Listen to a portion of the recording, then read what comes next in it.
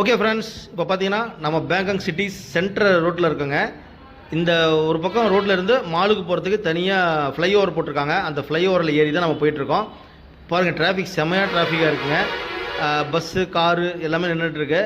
ஒரு ஆம்புலன்ஸ் வேறு சவுண்டு வந்துட்டுருக்குங்க, லாங்கில் வந்துட்டுருக்கு. அதுக்கு எப்படி வெளியே வருவாங்கன்னு தெரில. பார்த்தீங்கன்னா இப்போ நம்ம வந்து இந்த ஃப்ளைஓவர் மூலிமா தான் அந்த மாலுக்குள்ளே போக போகிறோம். அந்த மால் சூப்பராகுன்னு சொல்லியிருக்காங்க, கொஞ்சம் சீப் அண்ட் பெஸ்ட்டாகவும் இருக்குன்னு சொல்லியிருக்காங்க. இந்த மால் தாங்க, இந்த ரைட் சைடில் இருக்குது பாருங்கள். அது என்ன மால் அப்படிங்கிறத நாங்கள் உள்ளே போய் காட்டுறோம். செம்ம பிஸியான சிட்டிங்க பேங்காக் சிட்டி. தாய்லாந்து எவ்வளோ பிஸியாக இருக்கோ அதே மாதிரி பேங்காக்குமே ரொம்ப பிஸியாக தான் இருக்குது. பில்டிங்லாம் ரொம்ப பெருசுங்க. அங்கே பட்டாயில் கூட அந்தளவு நிறைய பில்டிங் இல்லை. ஒரு வில்லேஜ் மாதிரியான எஃபெக்டில் கொஞ்சம் ஓப்பனாக தான் இருக்குது.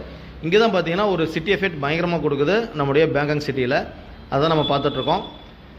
வாங்க அப்படி நம்ம மாலுக்குள்ளே போயிட்டு அங்கே மாலில் என்னென்ன சாக்லேட்டில் இருக்குது, என்ன மாதிரி இதெல்லாம் ஃபாரின் ஐட்டம்லாம் இருக்குது அப்படிங்கிறத நம்ம பார்க்கலாம்.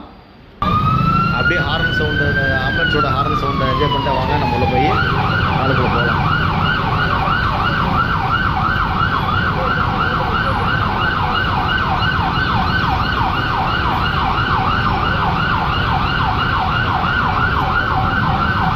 நேற்று கொண்டு வந்து விட்டுருக்கலாம் பர்ச்சேஸ் பண்ணுற